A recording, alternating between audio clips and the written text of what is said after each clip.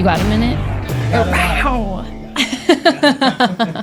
Hello, Feral friends. Welcome back to Feral. I'm your host, Savana, Montana, and today I have a repeat guest. My repeat guest today is my fabulous fiance, Will Denis. Welcome to the den. How are you doing today? I appreciate it. I'm doing great. Good. I appreciate it. Thank you for having me. You're very welcome. I got a call back, so that was good. I was very ecstatic about it. Round two. I was like, wow, I got re-invited. I've only been re-invited to Steve Trang's podcast. Well, now you 2 for 2. That's it. You're re-invited to the Feral podcast. Done. It's in my office, so I think it's like by default, but I'll take it. Yes. Minority cardinal. Boom. Yes. We need another Hispanic. Just put him on there. Yeah. He's my Hispanic. He's back on the show, so I hope you guys are excited to see him. I am excited to have him on the show today because this weekend, Will is running a 100-mile marathon, ultra marathon. Yes. And I want to talk all about it with you. Oh, boy. I want to get into the head of a man who signed himself up for a 100-mile race. What is wrong with you? Well, little thing, man. My therapist would say a lot, but yeah, there's it's a lot. It's a lot to unpack there. There is, and we are going to unpack it. For those of you who don't know, this is a part 1 and a part 2 episode. So we're going to talk to Will before he goes into his race weekend, and then we're also going to talk to him on his way out of his race weekend to see how it all went down, what happened. There's only one way it's going down. There's only one way, and it's the finish line. That's right. That's right. So give us a little debrief of what this race entails. It's 31 hours is your time cap. You've got, that's what you have to finish it. You've been training for this race for 7 months now. How much do you weigh? 200 and... Today, 214. 214? Oh, you've slimmed down pounds. Quite a bit. Yep. 214 pounds of straight man is running this this ultra marathon. Like 11% body fat right now, yeah. Very nice. Yeah, I was fattening up a little bit for the race. Yeah, so just give us a little breakdown of the race and what it feels like going into it. I mean, the race it's 100 miles straight from Jacksonville Beach to Daytona Beach on A1A. So it's pretty simple from that regard. There's no like crazy mountains or anything like that. It's right on the beach, which is a beautiful view. He won't be caring much about that at mile 50, probably. None of that is gonna matter at some point. It's 31-hour time cap, like you said, and we start at 5 a.m. on this Saturday, and then you have until whatever that is. I think that's, I don't know, 1 p.m. or 2 p.m. Sunday. So you run all through the day, all through the night. There's a bunch of different aid stations and hydration stations, and then you and Cody Alford and Ed and Mike will be in a crew car, Sprinter van. It's my crew, and I feel left out of the crew. Apparently, there's a group chat that I was left out of, even though I'm a part of the crew, and I feel very left out. Yeah. No, you're not. You're there. But you were the first member. I was the first member of the crew. Yeah, so you guys get to meet up with me at specific locations. I don't know exactly where they are, but they're on the map. That's for you guys to figure out, not me. I got to run 100 miles. So, you guys are there for support and changing clothes and stuff like that and food. And basically when I break down, you guys put me back together like a car and send me back on my way. So, yeah, I mean, leading up to it, it's a lot of training. It's a lot. 7 months. I've probably ran, I think I did the math the other day, where somewhere around like 450 miles up until this point. That's right. Leading up to the race, like all the training together. So for perspective, in 2024, I think I ran like 8 miles total. So I upped that goal quite a little bit. I'm not a runner, obviously, based on my size, or what a runner would be, which is usually thinner and lankier, and in the 160s probably, 150s, maybe 140s. Certainly not that. I got a little bit more to lug around. But yeah, I'm excited. The training itself. I did a 52 miler, which you were there. Yeah, we're gonna get into that. Yeah, that was fun. Yeah. Yeah, but I mean, the race itself is pretty straightforward. I mean, it's 31 hours, it's 100 miles straight. You can stop whenever you want, you know. It's kind of like your own pace sort of thing. It's not like a race for time. It's more, I mean, it's a feat if you finish it within the 31-hour time cap. So, you know. Yeah. Well, to kick off the show, I'm going to do a little rapid fire Q&A with you to warm you up so you can get a feel about what we're going to talk about. Easy. And I threw some randoms in there. Easy. For you too. Okay. Easy. He goes, easy killer. Done. Get feral. Okay. So, morning of hype song. What is it? There's a few. You know, I visualize this. It's funny. Like leading up to it, and like I'm a big Tony Robbins guy, so like priming and stuff like that. So definitely Kickstart My Heart by Motley Crue. We watched them perform that live. Yes, there's a song called Vengeance, which I don't know the name of the artist, but it's like a piano that just plays like it's like a very dark song. Enter Sandman by Metallica. Nothing Else Matters. There's probably some Nas in there too. It's a pretty good lineup. Yeah. Yeah. Tupac, All Eyes on Me is definitely getting played. Hey. So, yeah. There you go. I like it. Yeah. First meal after the race, what do you want it to be? I don't know. Everything. Pancakes with a burger and French fries and eggs. Noted. That kind of combination, wherever that is. We're going to a diner. It We're sounds probably like. going to Denny's, but yeah. I You just get a thought little of it. bit of Even though they have everything. a fire double cheeseburger, but yeah, something like that. I'm gonna eat everything probably. Yes. Good. Yeah. Running shoe of choice. I know the answer to this, but for the people in the back, tell them what it is. Saucony's. Saucony's is a brand. I think they're the Triumph 23s and the Triumph 22s. There's 3 pairs that I'm bringing. There's an extra wide one, there's a wide one, and like a regular one, because your foot gets swollen and gets fatter and bigger. So I'll kind of just taper those off. Very nice. Yes, we'll be changing his clothes often throughout this race, ladies and gentlemen. Probably like every marathon. Yeah. Ish. Yeah, that sounds about right. It's 26.2 for those of you that don't know. There's 4 of them in this one. There's 4. Just Back to remember back, that. baby. Person you're thinking of at mile 78. It's a very specific mile. Person I'm thinking of at mile 78. I mean, I couldn't tell you what I'm going to feel like, but probably my younger self. Yeah, Yeah, probably something like that. I like it. It's a good answer. What's scarier, mile 1 or mile 99? Neither. I know you're not scared, but I guess which Yeah. one are you, if you could be intimidated, because Willie Numbers doesn't get intimidated, you guys. That's not but true. I mean, I get intimidated. I roll through it. I feel like both of those are going to be super exciting for you, mile 1 and mile 99, more than intimidation. I But mean, mile 99 is, I mean, you're there. So, you know, there's nothing intimidating about that. I mean, I would pick one out of the choice. I would pick one, but I'd probably say like some random shit in the 78 middle. is like probably the 61, where you're like, I still have 39 more of these to go, you know? That gets daunting. That's kind of something, we can talk about that, but you have to, anyone who's ran an extremely long distance can tell you, you really have to get out of your own head when it comes to that. Because your head travels and your mind travels, and you can't do that. Where you start to literally, bro, you know how much longer we have? Like, you can't do that. That's so deflating. Yeah. Yeah. The bad idea. Avoid at all costs. Yep.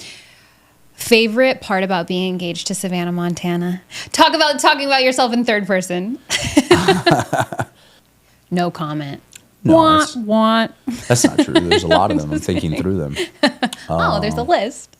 Just the love that you have for like people and things. You know, you can always just, I don't know, it's almost like when you get to your limit and you're still like, you know what, like I can deal with that, I can forgive that, I can move on, and I can love. Oh, Probably that. that's so nice, babe. Thank It's been you. trained by me. I learned it from you. Yeah, he's a hard one. He is. 100%. This is true. All right. Better pump. Personal record, your PR in the gym, or runner's high? Runner's high. I knew you were going to say that. Why? For those people who haven't experienced it. Like a true runner's high. You know, I thought I knew what it was before, and then you have different levels of runner's high. You know, obviously, if you're running 10 miles, you get a certain thing. You run like an 8. Then you start running like 20s, and then 25s, and marathons, and 30s, and then I ran up to 52, and everything in between. So there's different levels to it. But the runner's high, I mean, the chemicals are just, you don't get that kind of pump at the gym. No matter what. You might get like a pump, like a physical pump. That's different, where like you feel great, like you put a big weight or whatever, or like your muscle feels like it's gonna pop out of its skin. The runner's high is almost like you're floating, and you're just more. You get to a place where you're so tired, and you're just moving through it, that you just feel great. Yeah. Yeah. I don't think I've ever experienced that in a gym. So. No, I would call it, like, people would probably know what that means, like a flow state. Yeah. It's a very big flow state, and once you get to that bucket, you can run there for a while, but inevitably, then you run into the wall, and then you have to find that again. But it comes and goes. And that's the mindset behind it. So speaking of mindset, one word for your mindset right now going into the race, if you could give it one word, what would it be? Dangerous. Yeah. He's feeling dangerous. Dangerous. Gentlemen. Dangerous. One word for how you think you'll feel after 100 miles. Emotional. You experienced that at 52.4 miles. Yeah. It's going to be double that. Yeah. So. Yeah, emotional. And just a fun one. Who would die first in a survival scenario? You or me? You. You, for sure. It would be me. Yeah. I think so, too. I'm not even going to dispute that. Up against him? I would do my best, but, you know, I wouldn't want you to, but if you got to go, you got to go. You know, if I got to eat you or something.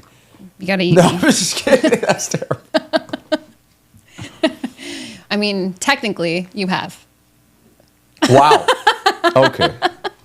Now we're making him uncomfortable. Grandma can't watch this, because that. Grandma doesn't speak English, so we're in the clear. Your grandma. This is true. My grandma can't watch this. Oh, boy. All right, so I want to get into the mindset of what you're stepping into right now. Mm-hmm.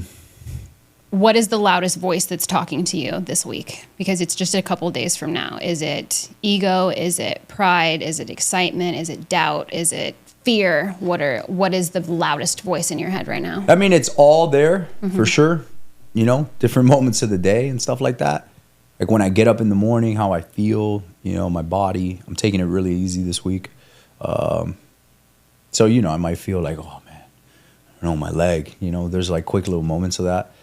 You know, I've had some injury throughout this, so I'm just trying to stay away from that and just keep a positive mind. But I think the loudest voice this week for sure is just ring the bell, you know, leave us in the middle. And by us, I mean me and me. But, you know, just close the cage and just let it happen. That's the loudest voice. Just calm determination, you know. At this point, I've overtrained for sure. You know how serious I've taken it. Mm-hmm. I've certainly put up the commitment. You know, all the training's there. So there's probably some butterflies in the sense that, oh man, you know, like the whole event of it, there's going to be a lot of people, and, you know, I'm used to running alone and that kind of thing. And then, you know, all you guys are in the car and stuff like that. But I know myself, and you know me, like I shine in really high pressure situations, and I'm just more excited, believe it or not. I'm more happy and excited to get to it. Because, I mean, bro, this is 7 months. It's a long time. It's almost a year. It's just a long time of like, you know, and then you imagine all these things. Like, what's it going to be like? What's it going to be there? How am I going to feel? Whatever. So it's almost just like, all right, I just want the rubber to meet the road kind of thing. Yeah. No pun intended. I think all of us do too.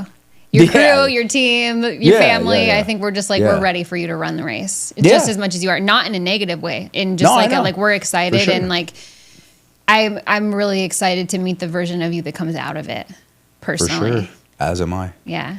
It's going to be great. Mm-hmm. So you mentioned earlier that you have imagined it in your mind. You've pictured so many moments throughout, you know, stepping into the race. Which picture moment keeps repeating in your mind? Which one keeps playing back at the forefront? There's really two.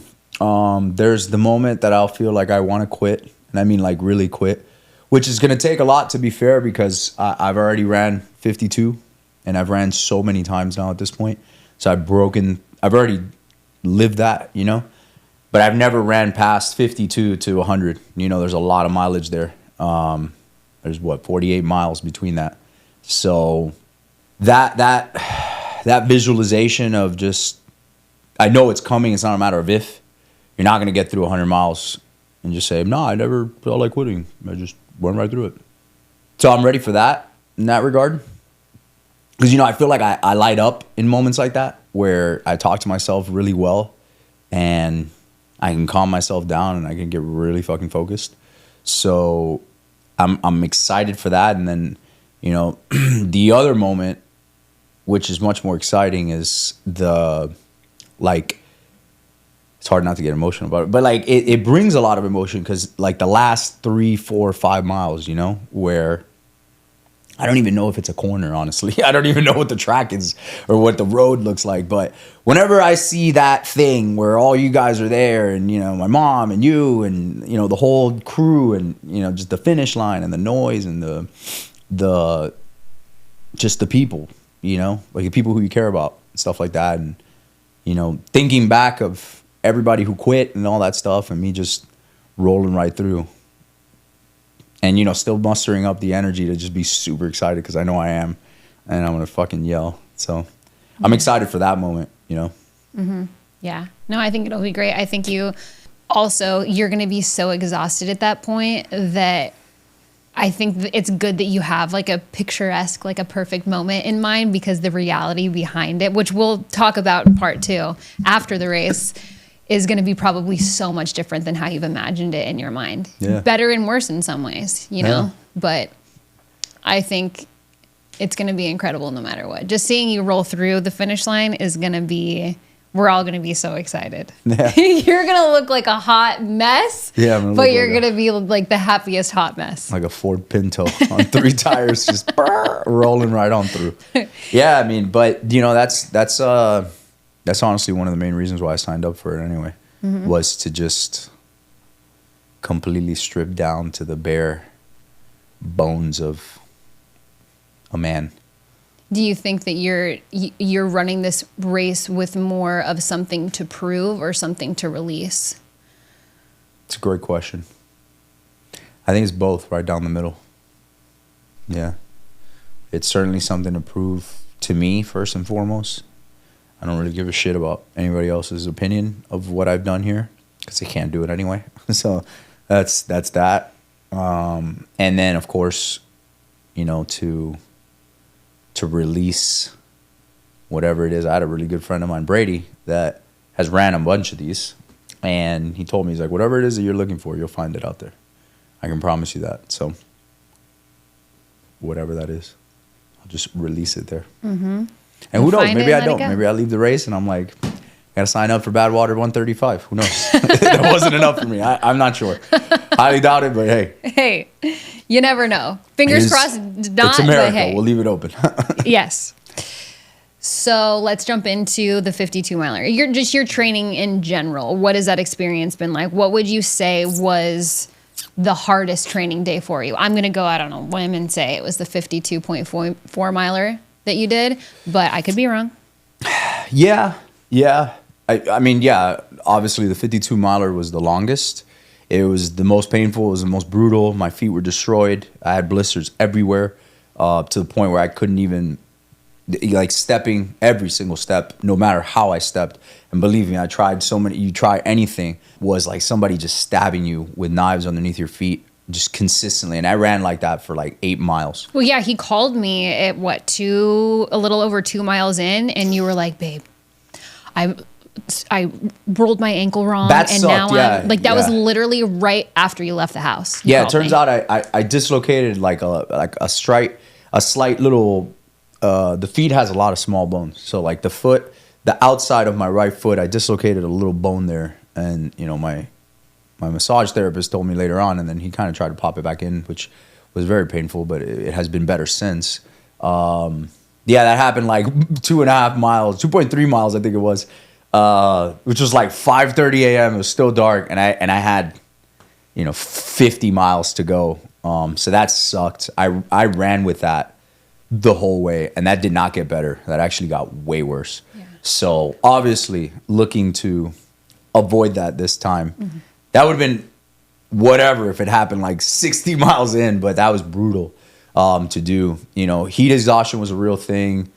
Thoughts, I mean, I was very like hallucinating and especially towards the end. Yeah, He called me and he would just talk in circles. He was like, "Babe, why aren't you saying anything? What's wrong?" I was like, "Nothing's wrong. You're just not making any sense. I'm just listening. I'm here. I'm on the other side of the phone. You're in Willie Numbers land." Yeah, I just remember, throughout that in the 40, when I got into the 40s, because that was good. Again, like I said, it goes and it comes and goes, right?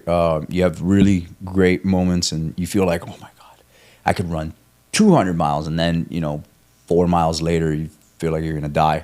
So, and then there's everything in between. You're emotional and you cry sometimes and you get fucking angry. Then you're like, what the fuck am I doing this for? Like, this is so stupid. No one's paying me. Like, I've had all these kinds of conversations. No, for real. Like, no one's paying. This is so fucking stupid. I'm like, I'm not even getting paid for this. Yeah, like I literally said that out loud. I was like, no one's fucking paying you, you moron. Like, why would you end up here? Like, there's so many other things you could have done today on a Saturday. But or the last 7 months. Yeah, the last 7 months. Miles. But where was I going with that? I just kept, there's a moment in that run where I just kept saying, I just started saying out loud, think of it like an incantation, but I was just like, you're a fucking champion. You're a fucking champion. You're a fucking champion. You're a fucking champion. And I said that, I don't know, probably for like a mile straight. And I just kept saying it and I kept saying it and I kept hammering it. So, that helped me, go through it. And I'll say random stuff like that. But yeah, the 52 miler was by far the most physically grueling.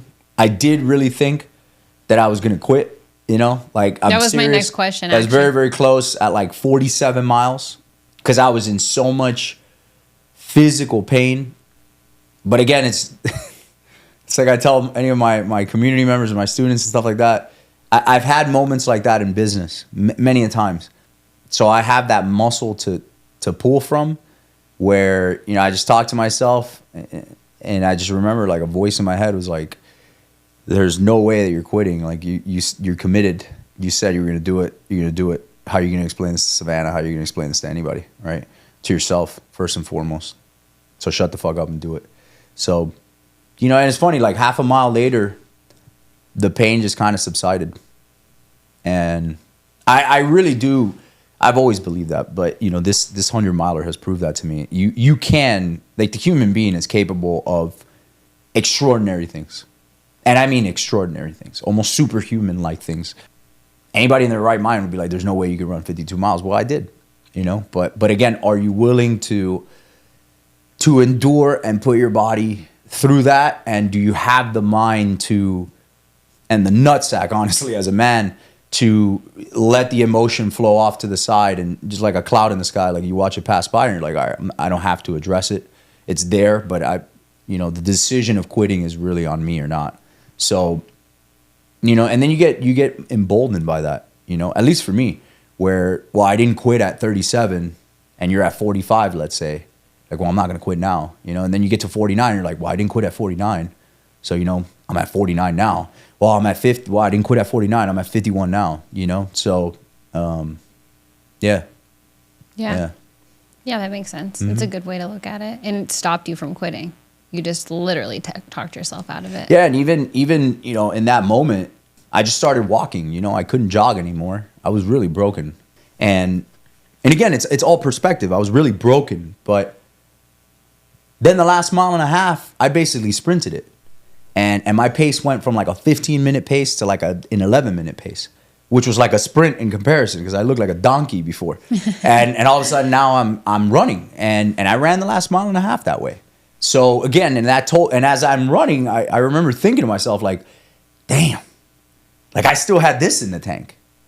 Where did that come from? Mm-hmm. But because I was close to my goal, so I bet you if it would have been 60, I'd have started sprinting at 58 and I would have made it there. So I think the human just has to understand that it's all relative to where you want to go. And if you have to gamify it and trick yourself to do it, then so be it, you know?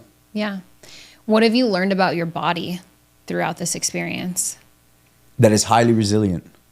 It's incredible, you know? A day and a half after that run, I was in the gym. You know, I wasn't running, obviously, but I was in the gym. And I did a power walk, and I wasn't, you know, the night of and the day after, I was really bad. I went into like shock when I went into the cold plunge. That was crazy. But the body can recover, man. The body can do incredible things. So, you know, what I thought, my threshold for what I thought was possible was so different at that moment. Where, I mean, you got to think about it, right?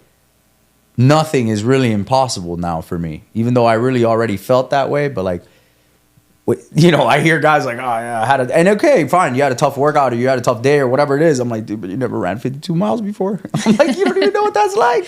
You know, like I think to myself, I'm like, nothing's that fucking hard, right? So it could be the suckiest day and it's not gonna beat that, you know? So, and that's what I'm, you know, what I'm looking forward to on the 100, because it's just that new threshold of I guess pain and just tolerance.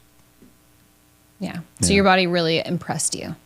Yeah, you know, it did. I mean, you know, the training was great. You know, the body really reacted well. 7 months is a long time to train yourself to become a runner for 100 miles. So you think it's a long time?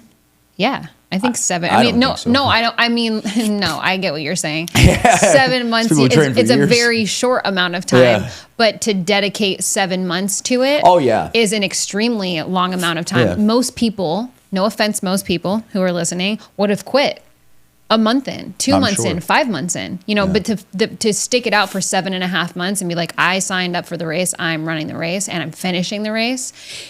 Let me just give you guys a little perspective on my relationship with Will.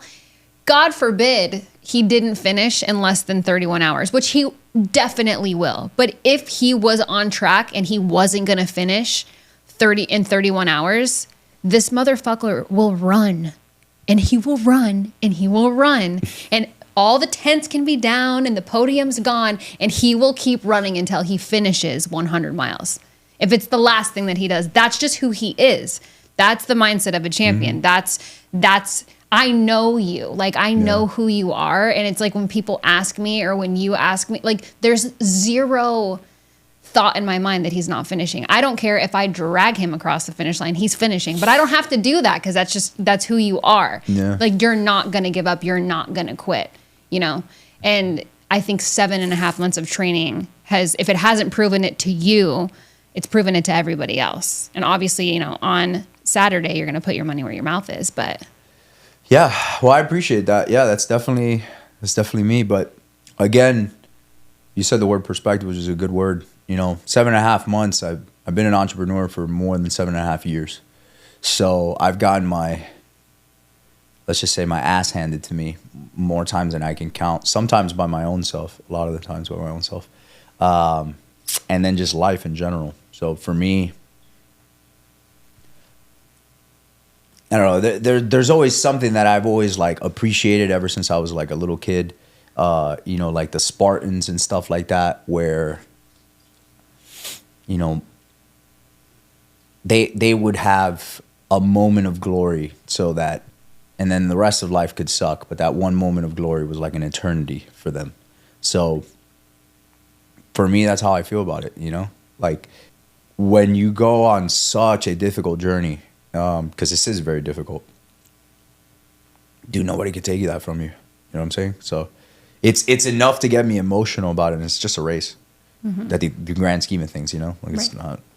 But that's how deep it matters to me, because that's what commitment is to me, you know? Yeah. Like, no matter what, commitment is what you said you're going to do. Right. So how has the training affected other areas of your life, your relationships, your business, your sense of self throughout the last 7 months? I mean, I think it's only helped. I think there's a direct correlation of You know, I'm a lot more calm in a lot of ways. Things that used to bother me don't bother me so much anymore. I have a lot, and I had a lot of get up and go.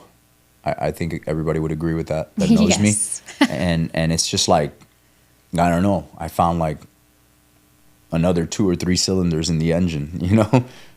Like I always thought I was a V8. Now I feel like a V10, you know? So I think it's helped a lot, you know, even with us.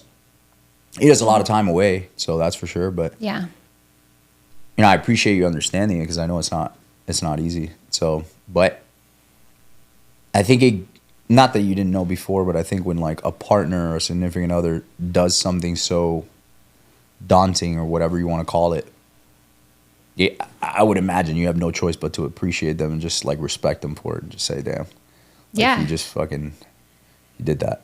Yeah, no, I think it's amazing. I actually get more backlash on it than anything. It's almost kind of,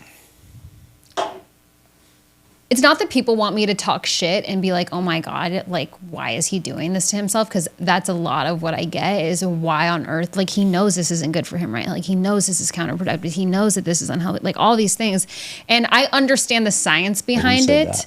A lot of people, like most, and I'm not shitting on anybody and I'm not going to call out anybody's names, but most people, it's more coming from like a place of concern or like, you know, like what's going on with him that I'm just like, you wouldn't understand. Like you wouldn't, Yeah. you'd have to know him like I know him to know that like, this is something that I'm totally cool with. Like it just is, and I support anything that he does. So Yeah. it takes a certain type of person not only to sign up for a 100-mile race, but also to support somebody in it because it's 7 months for you of running and doing all the heavy lifting, but the emotional bandwidth that on my side that I had no idea was coming. Mm-hmm. Like obviously I figured that out at the beginning, but nothing will prepare you for that except going through it. So not only have I learned a lot about you, but I've learned a lot about myself and how our dynamic is in this relationship and how off the walls it is for most people and most couples. They just don't understand it. They ask me understand. so many questions and I'm just like,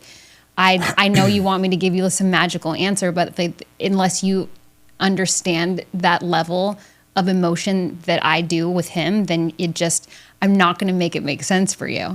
Yeah, you know? I mean, I can certainly understand it from afar and I can appreciate that. But again, I learned a long time ago just a few things. Number one, I don't give a shit what anybody says about me. Of course not. And you shouldn't. I don't. And number two, everyone who says stuff like that, they've never done what you're trying to do anyway. Number three, if you've never really pushed yourself, and I mean, I'm not talking about push like, oh, you know, I got this little thing going. I'm talking about really push yourself to the point where where you do throw up, where you're doing insane things that, you know, you're physically in incredible pain and you actually feel, damn, like I might quit on this. Then you're just not pushing the envelope. So, you know, I don't want anything to do with you. I had a mentor, you know, who was a mentor, not anymore, but, you know, told me that as I was doing this, and I knew right then and there that he wasn't the guy for me, you know? And while I respect his opinion and I understand where he was coming from, I could just tell how small he thinks. He was Right. like, well, I don't know why you're wasting time doing this. I'm like, well, you're fat, so you wouldn't. Sorry, but it's just it's just the truth. I'm like, what have you done? You complain about your knee, your shoulder, your hip, right? I'm like, dude, I don't judge you for being lesser than. Don't judge me for being better than. You know, Right. it's not my fucking problem. Yeah. So, you know, again, I think when you do something like this or anything like my entrepreneurship career and reverse flip and the whole thing and anything I've ever done in my life of substance, going to Wall Street, the whole thing, it brings out everybody's insecurities of themselves around you. Everybody. Because the immediate human reaction is, well, I can't, so why is he? Mm-hmm. Well, let me make him feel bad because I'm actually ashamed that I can't. Or that I can and I don't want to, which is worse. Because most people can. I think any guy my age who's in fairly decent shape, which I was before, could sign up and do this.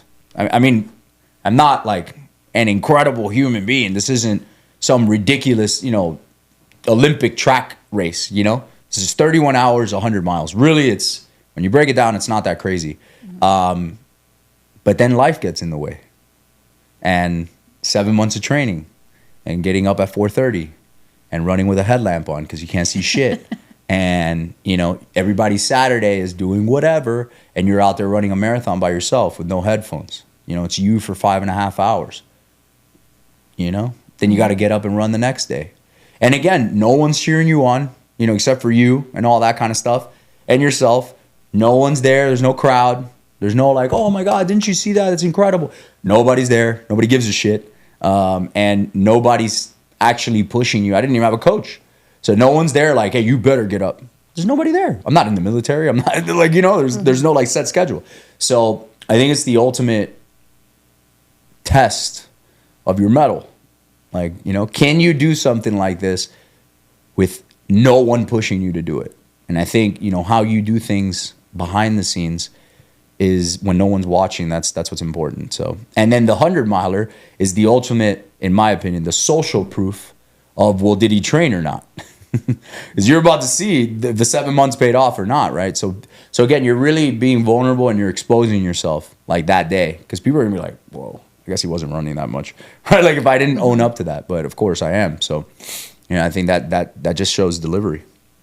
Right. So what pushed you to sign up for this ultra marathon for 100 miles? Why not just a normal marathon? I mean, anybody who knows him knows he's not going to do anything normal, but why specifically for you? Why go balls to the wall first run out of the gate? There's a couple reasons to that, and it's a great question. I like to go do things that have a very small % chance of success.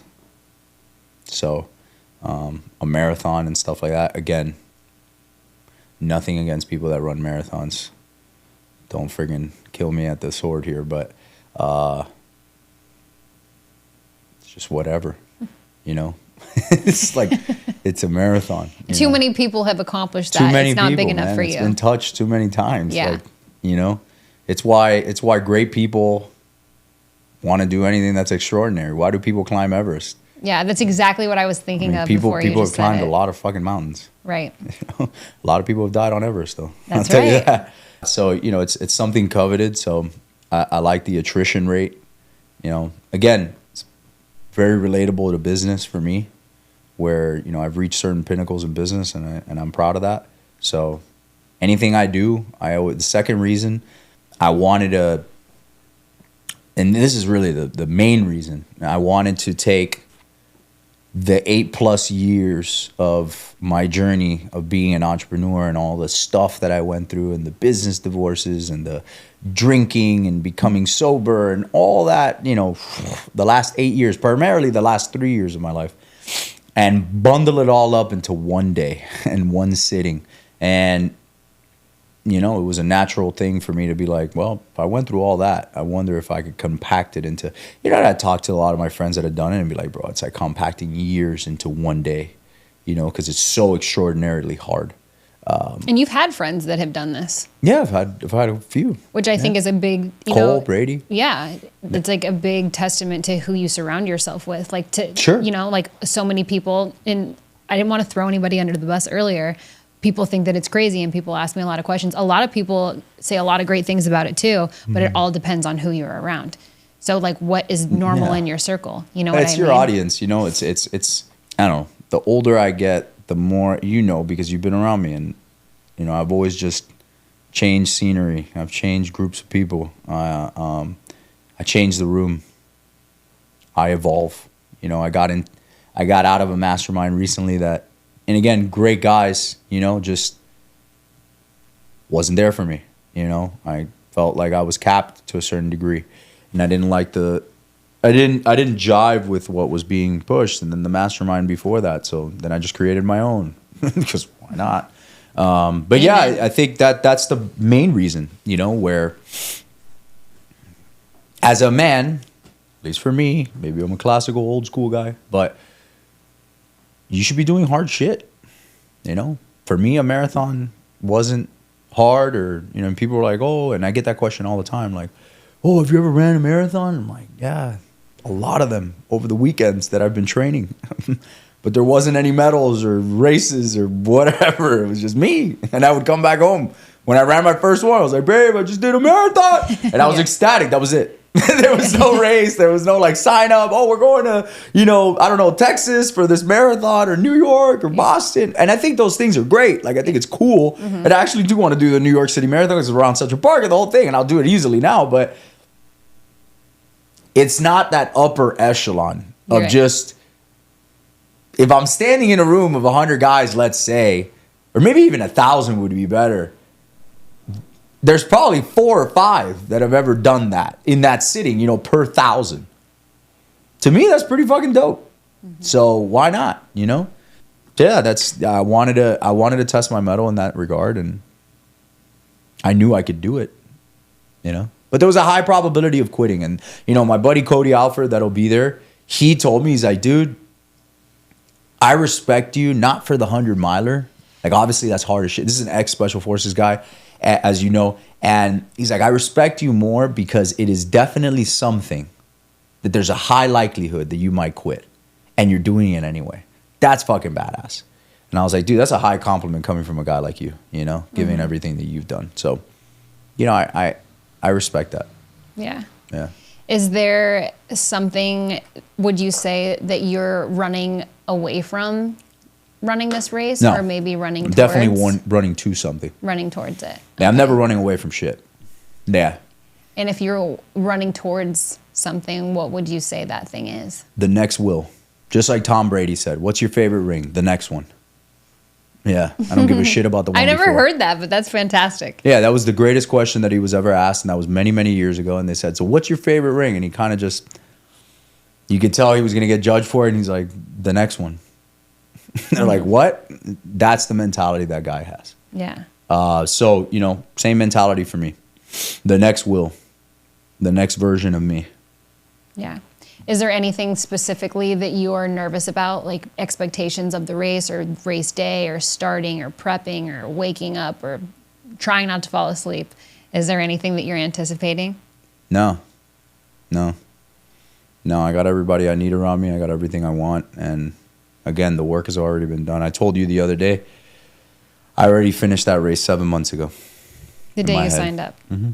Yeah, there's 2 times that you accomplish something. It's the time in your brain, and then it's the time in the real world. So this one's the real world for me, but that shit was already won a long time ago. I made up names for the other runners. I made up numbers. I made up people that I was taking down during the race and people quitting. And I'm like, oh, fucking loser. Just running right past them. But again, that's just how my brain works. Yeah. Yeah.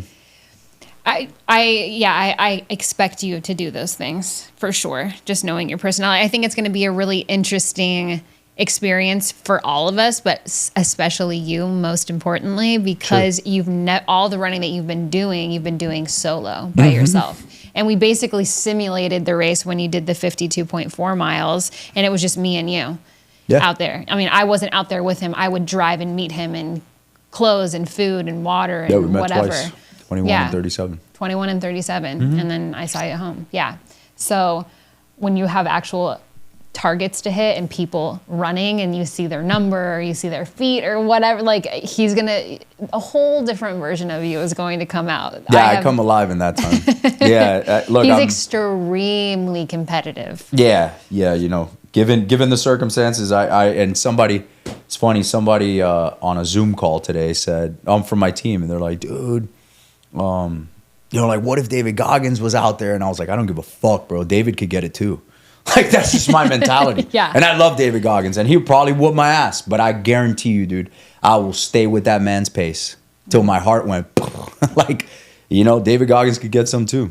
He's just a human just like me, right? That's right. And it's very inspiring to see, what that guy has done. And that dude's in a class of his own. Yes. He's just chasing himself. And he's so misunderstood. And again, that's what it's always been like for me, in business and stuff like that. I'm just that guy. I'm the guy that a lot of things are said about, and I don't care. I am the guy that delivers, though. You are. Like Amazon Prime. So, I let 2-day shipping. Yeah, I let time do the talking, and coming up on 9 years now of being in business, and I'm proud of that. It's a long time. Not as long as some other guys, but definitely not new.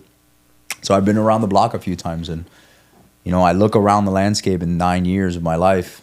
You're staying to one thing. There's a certain level of fulfillment and satisfaction to that I can sleep calmly because of that. Yeah. I've done the work. Right. So put yourself in race mode. You're there. It's happening. You're in the middle of it. It's getting dark. Maybe physically outside, maybe mentally. Who are you calling on in the dark moments of your race? Who? Yeah. You have got a crew of 4 people. You mean like physically call or like mentally call? Either one or both. Okay, because I don't know where you're going with this one. But I know where I want to go. It's left for interpretation, so go ahead where you want to go. I mean, physically, we'll do that side first. You guys, for sure. Yeah. Depends on what I need and stuff like that. I would think if it was dark, if I could guess, like you're like mentally in a bad place, I feel like your first call would be Cody. Because he's been in the darkest. Like if you guys will meet Cody today, actually. Fucking awesome. He's insane. He's fabulous in every single way, but he has seen the darkest of the dark, and he's experienced like the things that every American won't ever see or experience. Yeah. So for like those kinds of moments, yeah, I would think he was my leadership coach for a while too, so we worked together, and then we just became pretty good friends. He's flying across the country, and I appreciate you, bro. From Idaho down to Jacksonville. No, look, honestly, I mean, it could be me. If you're physically, it's. I'm not gonna lie to you guys. And I'm just being as honest as I can be. I'm gonna call on me. Great answer. For real. I'm gonna call on me.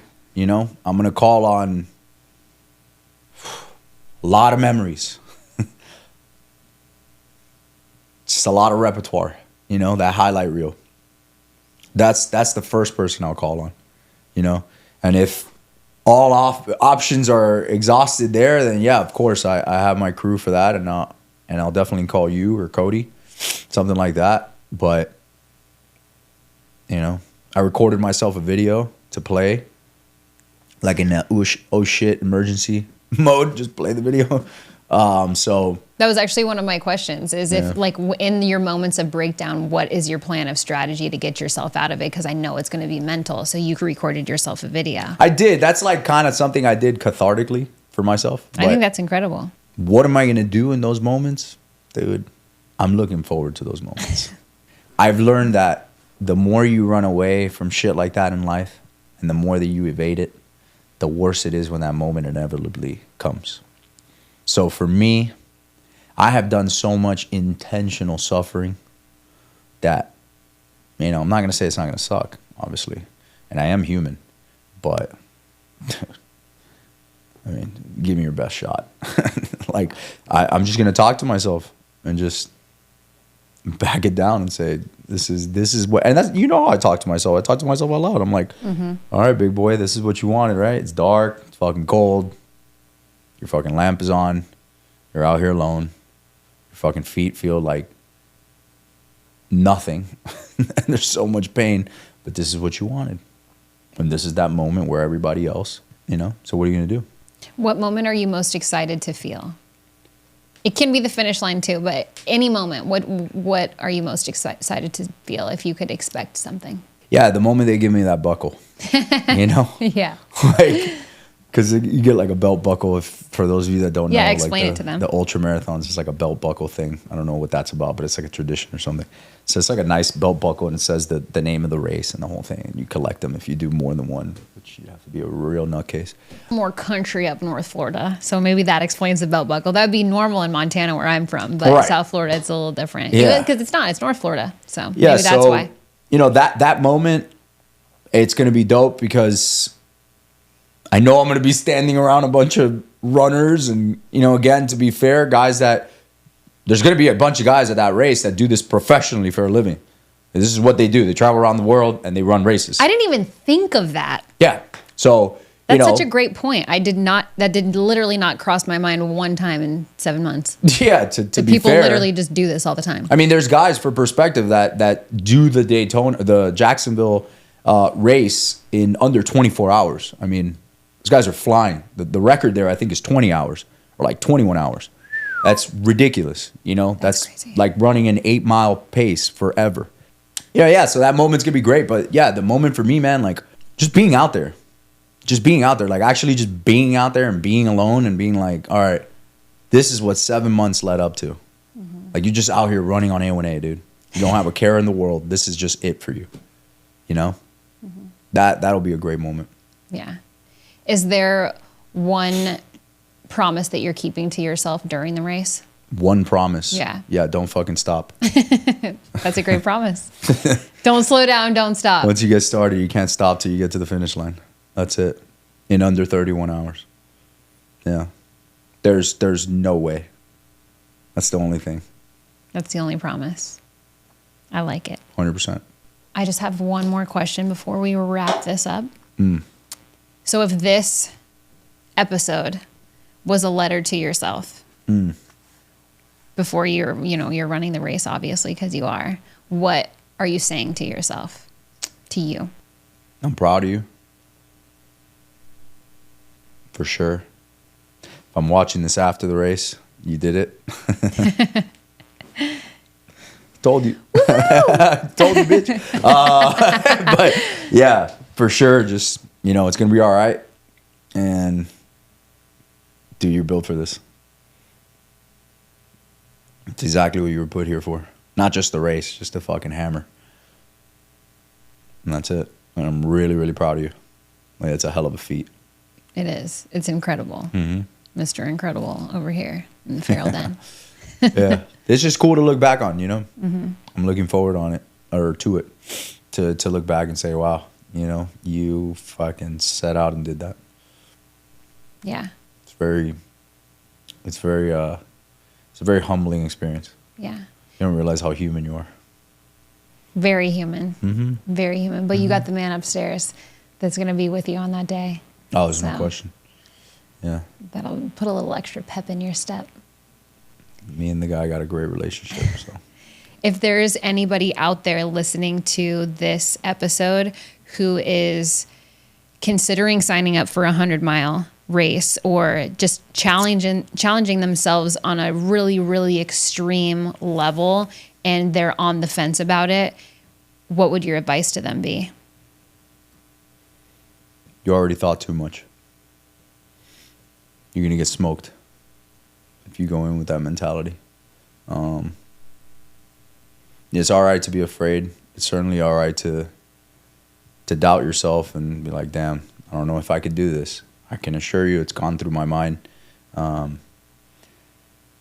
Thing is, I move so quickly through things, and I think I'm very grateful that's a characteristic of mine.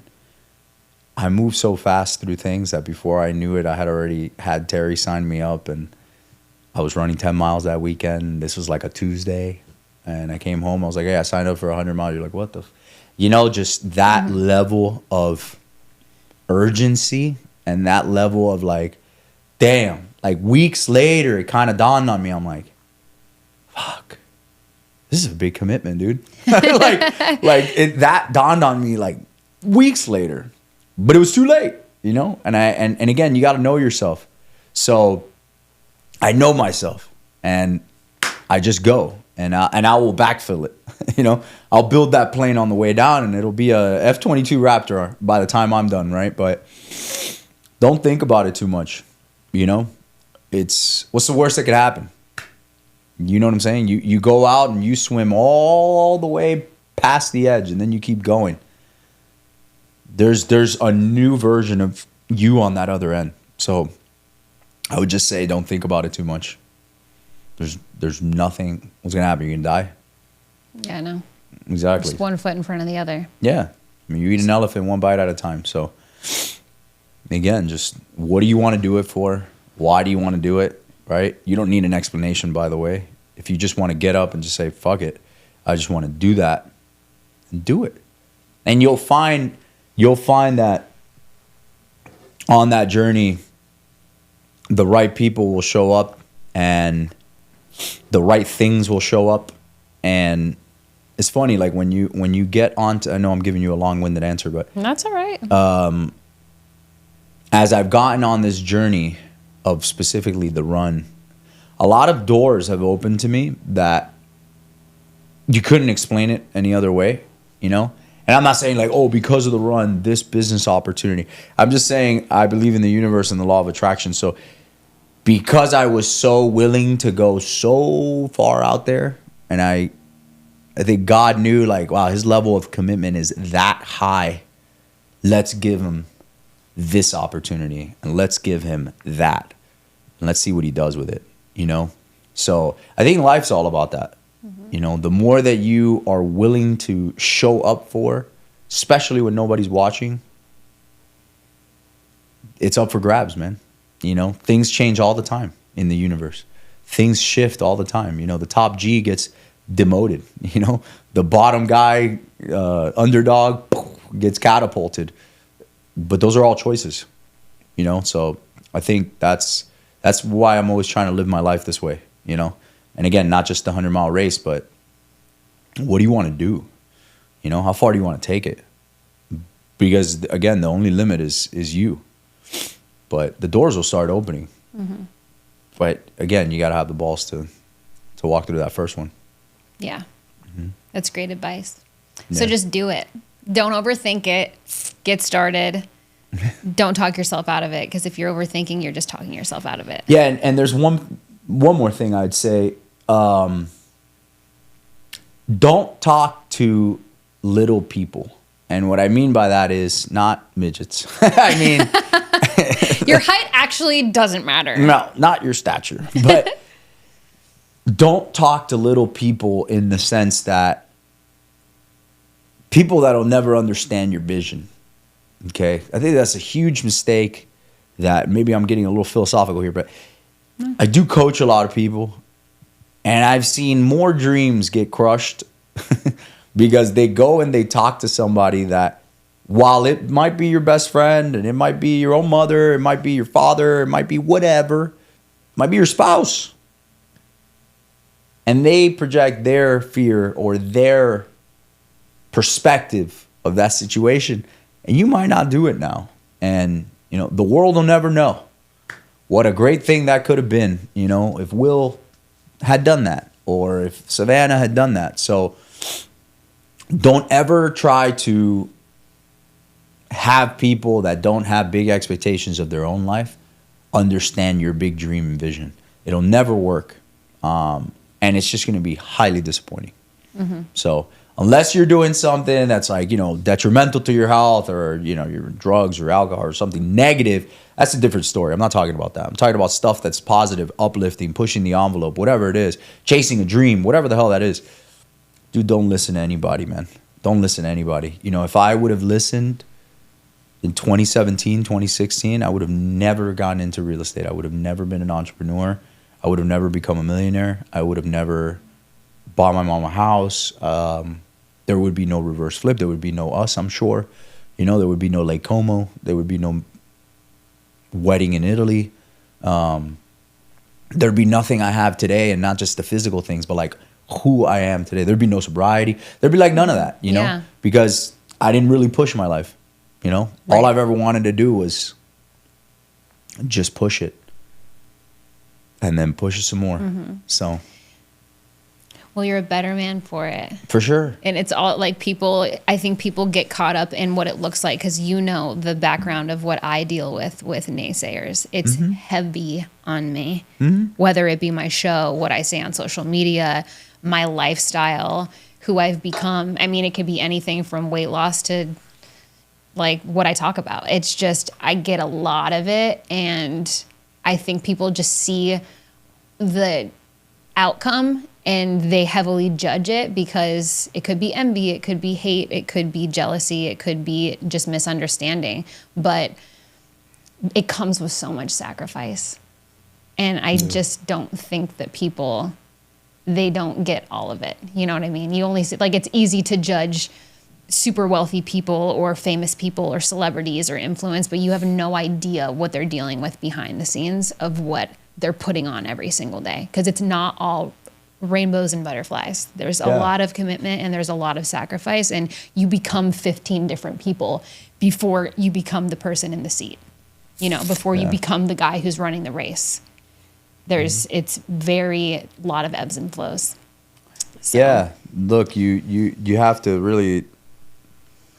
I learned a long time ago that, and I learned it like through trial and error, but I remember what I used to think of the world, and as naivete as that was, and then when the real world actually showed up and things happened for me throughout, you know, from 25 to probably about 28, 29. At that point, I already knew. I was like, oh, I get it.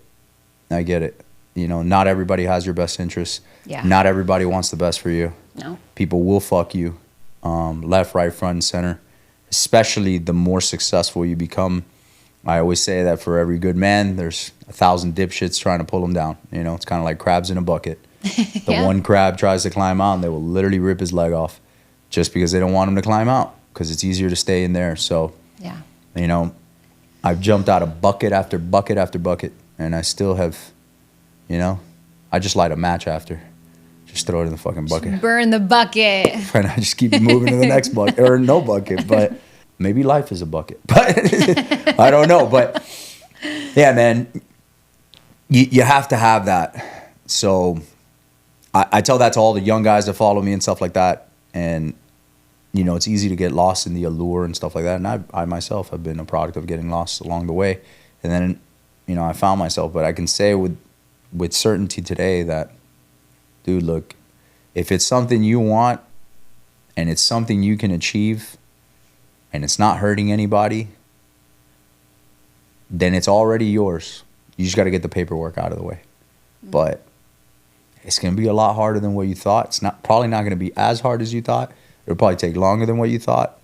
But it's damn sure going to feel a lot better than what you thought. And then it's forever. You know? Yep. Once you get that thing, you got it. Yeah, you got it, you know, but you have it here. Yeah. You know what I'm saying? And that's it. I mean, that's all she wrote. You know, it's not so much, and again, this will be the last thing I say, but like, you know, even money, right? Being rich, whatever, right? What people think about shit like that. It's not about, I used to think it's like, oh, it's about the $1 million. No, it's about who you have to become to make $1 million. And then there's that, and then there's the, oh, well, who do you have to become to keep $1 million? Right. And who do you have to become to make multiple millions of dollars? And who do you have to become to keep multiple millions of dollars? And, you know, who's going to come after you? And what's going to happen? And, you know, I said this on a post the other day. When you're broke and when you have nothing going on, it's extremely easy to be disciplined because you got no temptation. You can't afford temptation because you're broke.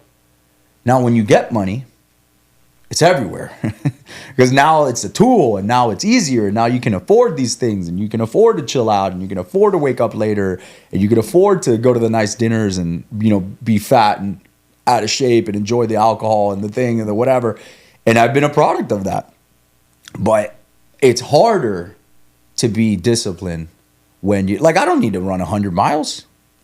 The fuck for? Like, I'm good, you know, like I'm good financially, like this, that, like, I'm like, this is not helping at all in any of those departments, but it is helping me. And it's me, again, unintentional suffering is going to come. So you might as well intentionally suffer as much as you can in a good way. And it's fun. It's a fucking race, for the love of God. It's a race in America. Like, come on, man. Like, there could be a lot worse things. Yes. You go out and sweat and get some sun and, you know, die along the way a little bit. But, dude, like, I don't have to do that. But because of that is exactly why I want to do that. I mean, why I must do that. So I think for anybody listening who's maybe younger or male, female, whatever, especially the males, I highly suggest you do some hard shit all the time, man. Because it just makes life easier. Life's hard. Yeah, for sure. Take it from me, chicks dig that shit. We like manly men, okay? For sure. We do. We just do. For sure. You There's can't, nothing more attractive than a man that knows what the fuck he wants. He goes out and gets it. This man is a dog. He is a dog. It's intimidating for most men, which is great. I mean, if you're a girl listening and you're anything like me, you know what I'm talking about. It's like the manly men. Those are the ones that we go after. Guys who are listening, take it from him. Chicks dig the shit, okay? Yeah, man. So if it helps in your dating life at all, go do hard shit. It will make you a better man, and it will make you a more attractive man, not only to yourself, but also the women around you. Yeah, again, I couldn't agree more with that. I think it's great that you describe it. I love the word, dog. I'm a dog, dude. He is it's like there's, and if you like know what that means, like if the intensity sense, I'm trying to say it. I'm a fucking dog, bro. Like, he is. Like, for real. You don't want it with me. I'm a fucking dog, dude. Yeah. And I mean that, like, that's not like a threatening way. I'm just saying, like, real dogs get it. They understand it. Like, I'm a fucking dog. And I like to roll around with dogs. Mm-hmm. Like, we get down. Mm-hmm. Business, life, whatever. Like, it's a dog fight, dude. Yeah, and it's a junkyard. That's where I'm at, dude. I love dog fights. Mm-hmm. Like, I look forward to them. Yeah. You know what I mean?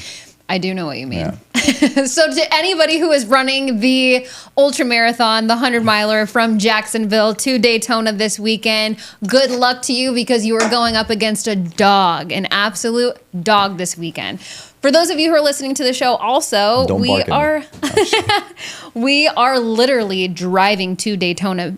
We're driving to Jacksonville right now as we speak. As you are listening to the show, Will and I are in a car heading north and preparing for all of the madness that's about to come this weekend. Yeah. So stay tuned for part 2 because that will be all of the tea that gets spilled after the race, what happened to Will at the finish line, all the fun stories that went on with all of us. Also, shout out to Cody Alfred, Ed Williams, Mike Brenner, and myself for being a part of Will's crew this weekend.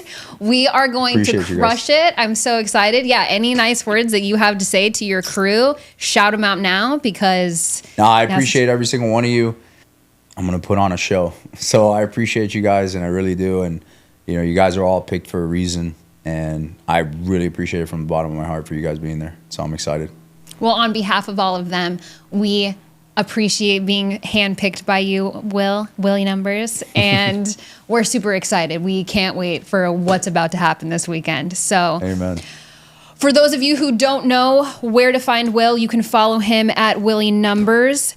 All of the behind the scenes is going to be documented. So I would highly suggest following Willie Numbers on Instagram. And for those of you who don't follow me, you know where to find me at Savana_Montana. And obviously you're already following the show at Feral the Podcast. So stay tuned this weekend. There will be lots of updates. There will be lots of videos, behind the scene footage, funny stories, crazy moments. We're excited to experience it all with you. And we will see you next week for part 2 so we can hear everything that happened back on the show. And welcome to Feral Fridays. I hope you guys enjoyed today's episode, and we will see you next Friday. Until then, stay feral. Appreciate it, guys. Bye.